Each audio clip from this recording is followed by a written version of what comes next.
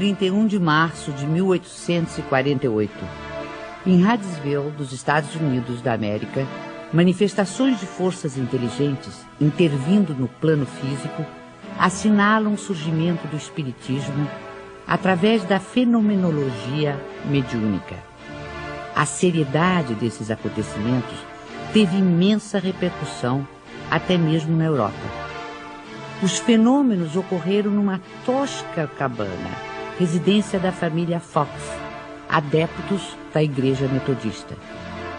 No primeiro diálogo registrado entre as irmãs Fox e o espírito de um mascate de nome Charles Rosbach, usaram-se letras do alfabeto para a formação de palavras, mediante convenção de que a cada letra corresponderia a determinado número de pancadas. Estava, portanto, descoberto o processo adotado para as comunicações entre os dois mundos.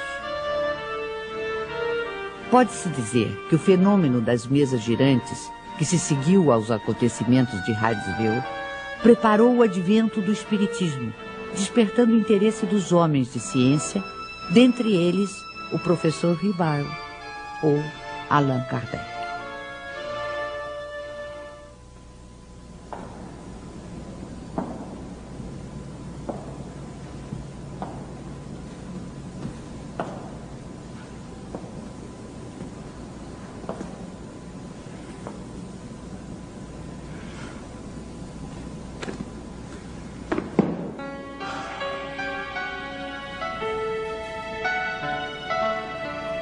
Foi em 1854 que pela primeira vez ouvi falar das mesas girantes.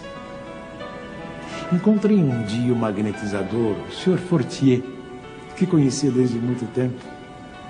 Disse-me ele que já não eram somente as pessoas que podiam se magnetizar, mas também as mesas, conseguindo-se que elas caminhassem e girassem à vontade. O fato não me pareceu radicalmente impossível.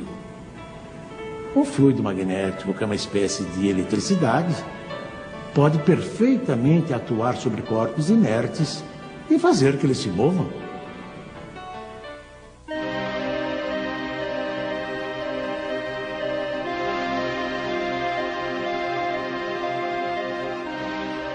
Algum tempo depois, encontrei-me novamente com o Sr. Fortier, que me disse ter um fato muito mais extraordinário. A mesa não só se movia, como também falava. Interrogada, ela respondia através de sinais.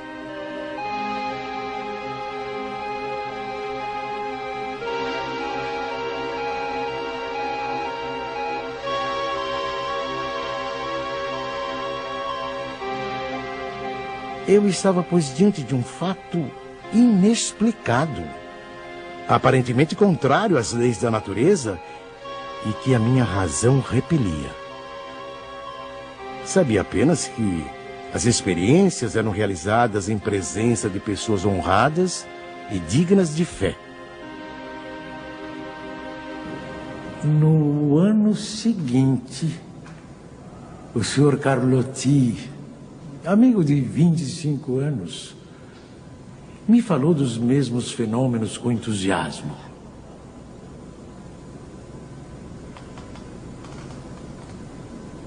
Foi ele o primeiro a me mencionar a intervenção dos espíritos.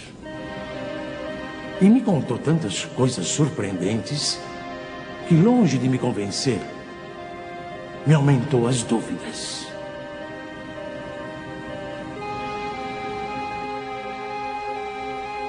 Tempos depois, fui convidado a assistir às experiências que se realizavam em casa da senhora Pleine-Maison. Aceitei imediatamente.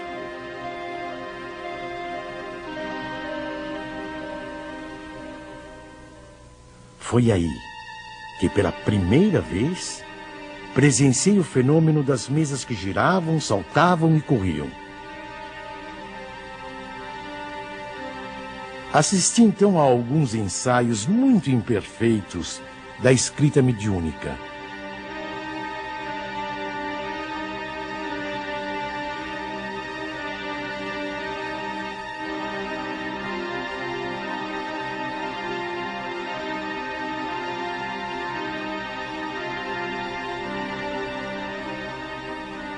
Sem dúvida, havia ali um fato que necessariamente decorria de uma causa.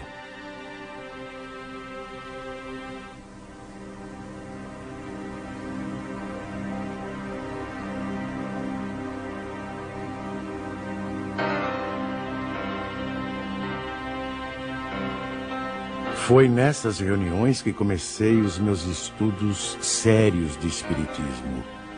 Menos ainda por meio de revelações do que de observações. Apliquei a essa nova ciência, como o fizera até então, o método experimental. Nunca elaborei teorias preconcebidas. Observava cuidadosamente, comparava, deduzia consequências. Dos efeitos, procurava remontar as causas por dedução e pelo encadeamento lógico dos fatos.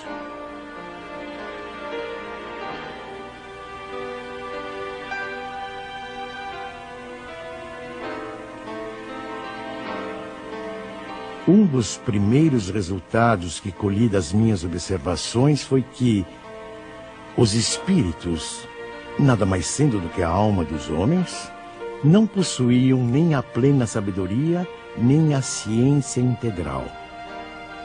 O saber de que dispunham se limitava ao grau que haviam alcançado de adiantamento.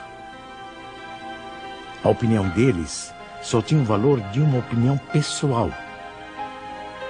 Esta constatação me preservou de acreditar na infalibilidade dos espíritos e me impediu de formular teorias prematuras, tendo por base o que fora dito por alguns deles.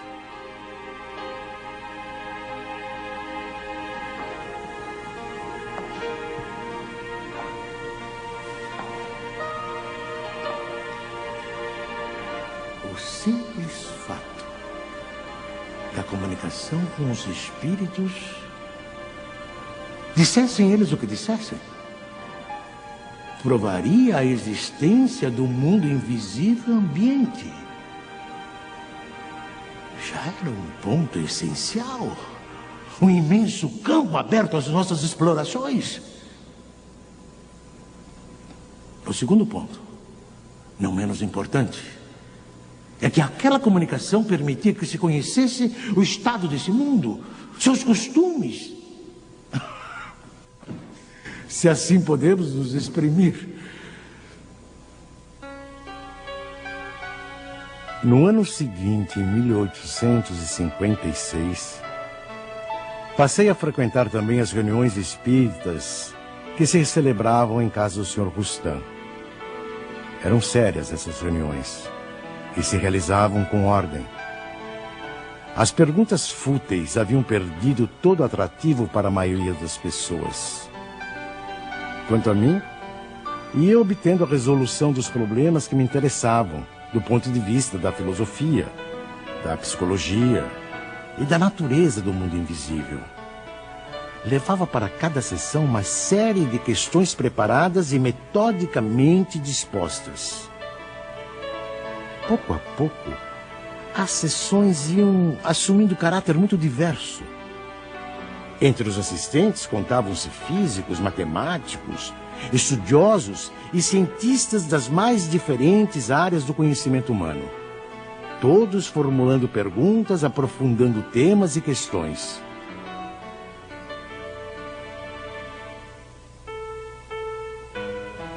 Mais tarde, quando vi que aquilo constituía um todo e ganhava as proporções de uma doutrina, tive a ideia de publicar os ensinos recebidos.